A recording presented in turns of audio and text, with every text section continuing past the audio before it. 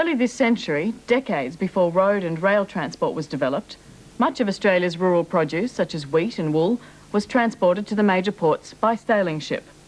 In some states, such as South Australia, the trading ketches became the lifeblood of the growing country centres, and returning with their back cargoes of building materials and fertiliser, they allowed the opening up of many new areas for farming.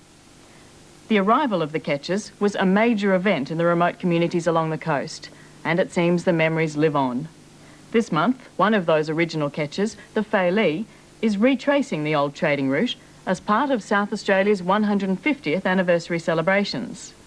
Tonight, she's at Robe, just near the South Australian-Victorian border, and by the time she finishes her voyage next Monday, she will have called at over 30 ports, collecting her cargo of hand-sown and hand-harvested grain. From the Falie, Ian Doyle reports.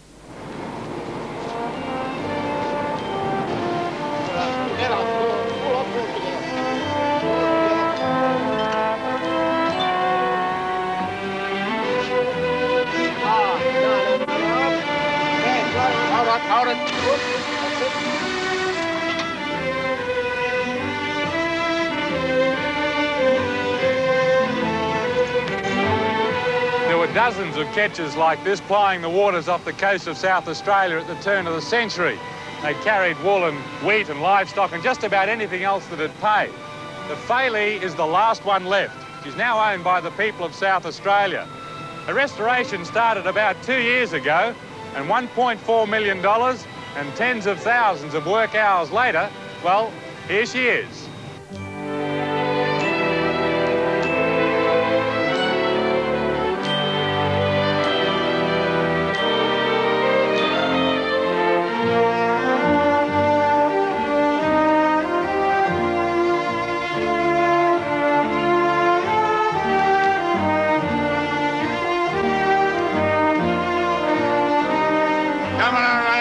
Your sheets. The Falie was built in Holland, launched in 1920. She cost the Spencer Gulf Transport Company the grand sum of £3,600. Over the past 66 years, she's been a regular visitor to grain ports in southern Australia. She took part in the New Guinea campaign in World War II, and on the night of May 31st, 1942, the Falie is credited with helping to sink one of the midget submarines attacked Sydney Harbour. Everything about this ketch makes her worthy as the flagship for South Australia's Jubilee 150 celebrations. She's had many masters. At the helm for the grain trade reenactment is Captain Alan Workman. They weren't sleek liners, but they were, some of them would sail. There were a very varied amount of them, and some were good sailors, others were nothing but tubs, really, I guess. What's this one like? All right, she sails well and handles well. How much nostalgia is wrapped up in all of this? Well, a great deal, and you can see some of the old guys on the wharf with tears in their eyes, the guys that lumped grain and the people that remembered the ketches in the old days, and it's very important to them that their children and grandchildren can see that era that's no longer with us. The ketches were the lifelines for country South Australia. Their heyday was in the mid-20s. Rail and road transport and steamships that could keep more or less to a timetable gradually took their place. But for a time, sail was supreme.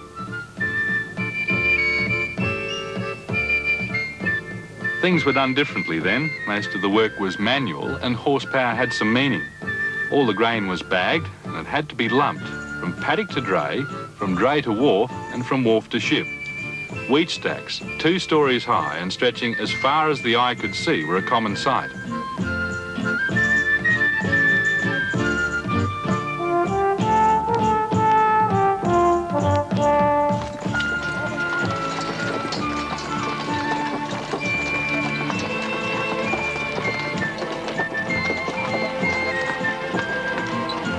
For the past 7 weeks, country people in South Australia have been wallowing in a sea of nostalgia.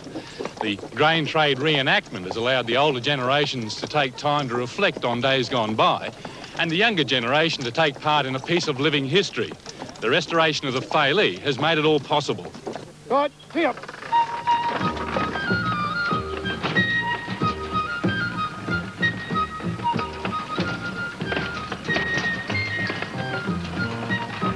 Every country town had a different way of celebrating. authenticity was aimed for and achieved. Strippers and winnowers, still in working order, were dusted down, oiled and given a coat of paint. It was as if whole communities had taken a step back into the so-called good old days. Yarns were swapped of drought and flood and fire, and lies were told about the biggest crop, the best horse team, and the most wheat winnowed in a day. But no one seemed to mind.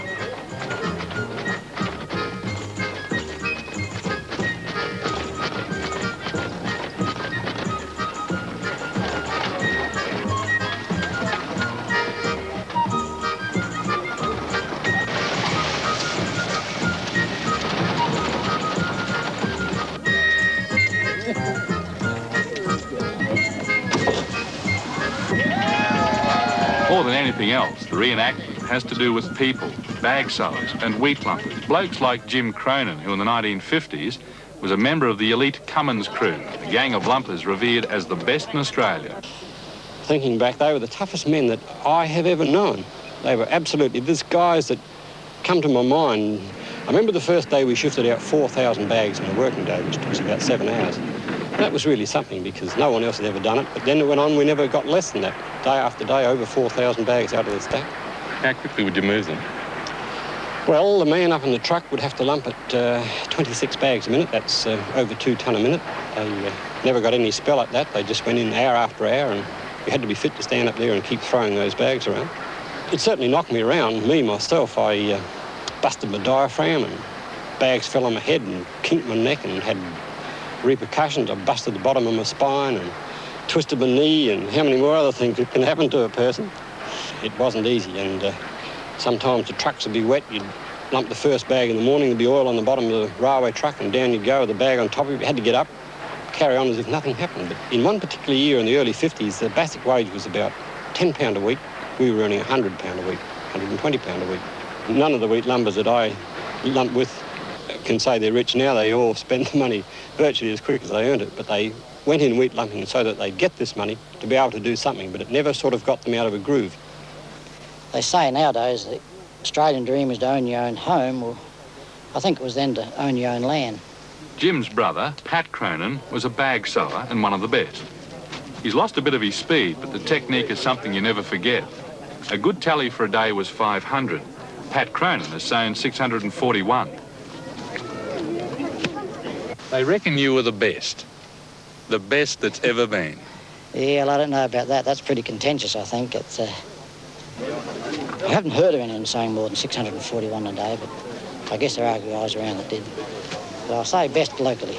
I was only a boy in those days. It's pretty hard to get a start, but an old chap came to me once and said that he couldn't help me a lot financially, but he'd give me some good advice. And the advice was that you needed 3 things to do any good in this life, and the first one, you had to have an ambition. Secondly, once you establish your ambition, you need an alarm clock.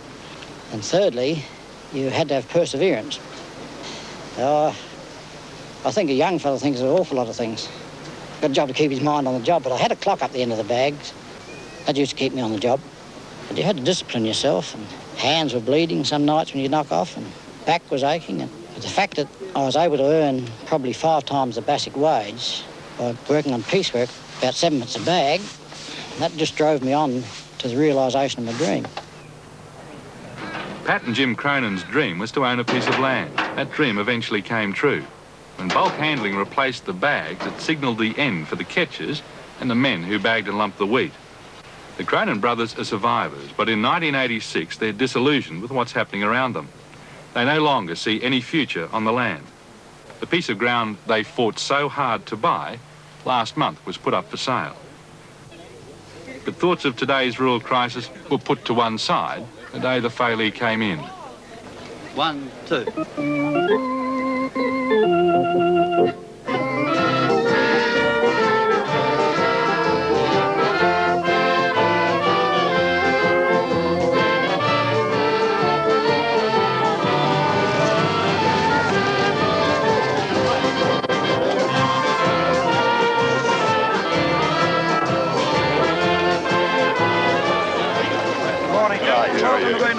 Thank you.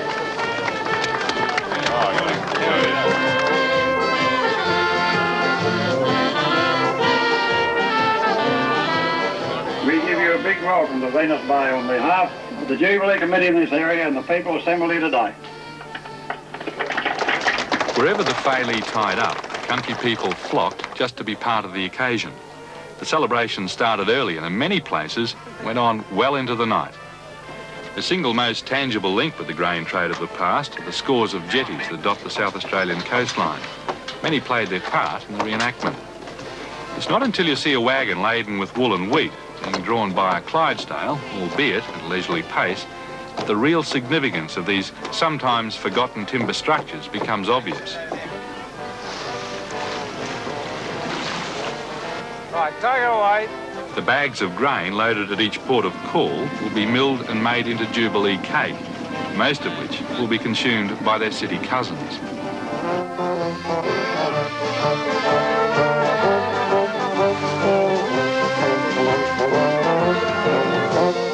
The Falie is now being called the Grand Old Lady of the Sea. The restoration was made possible by generous private and various company sponsorships and $900,000 from the Commonwealth Employment Program. A lot of work was done by volunteers. Until 4 years ago, she was carrying general cargo between Adelaide and Kangaroo Island for her previous owners, Fricker Brothers. In the restoration of the Falie, what was the most important thing you had to take into account? Well, it was remarkable that Falie had been viable as a cargo carrier for so long, but it was clear at the end of her time with Frickers that there was no viability in straight cargo. And also as a community ship, we want her available to the community, so we wanted to put passengers on.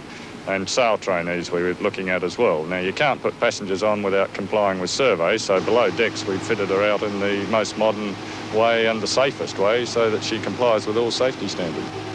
Jamie McKenzie is a cordon bleu chef who's worked in five-star restaurants, outback sheep stations and prawn trawlers in the Gulf. Below decks, she was an obvious choice. Finding a crew for above deck was another matter altogether. There were plenty of volunteers, but few had a working knowledge of sails. The project committee eventually came up with an interesting mix of people with the necessary experience. On shore, they're milkmen, mechanics and magistrates. Captain Alan Workman is, however, a real captain, and engineer Bill Wren is a real Royal Australian Navy engineer. He came out of retirement and volunteered his time to rebuild the engine. For him, the smells and sounds are just like old times. I always say this to everybody, once you go crazy, it doesn't worry you. You can only go crazy. Noisy, very noisy. It was just like trains passing your house every night if you live near a railway line. You get accustomed to it. Some of those real old skippers and the old engineers that used to keep these vessels going, it's been a credit to them over a period of a long time. There have been problems with the engine, but for all of that, the Falie is yet to face her greatest test. It won't be known until next year, after the initial euphoria surrounding the Ketch has ebbed, whether the $1,200 a day running cost will be met with uniform enthusiasm by the people of South Australia. At this early stage, Andrew Cannon believes the Falie's services will be in demand. And we expect after 86 she'll be available for the community for charter-type use. We also expect involvement with the Grand Prix in one form or another, probably with the America's Cup. And also 1988, of course, there's the tall ships in Sydney. There's a great interest in the community in ships of this sort, and this is the first in Australia, so we expect she'll be very busy and accessible to the people of South Australia. Any ship to keep going, they're very expensive, has got to be economically viable. The reason this ship's still available is that she's always been economically viable, and in restoring her, we've had an eye to that to make sure she's as versatile and useful as possible for the future. And she'll have to pay away or else she won't survive. That's the way of ships and the sea.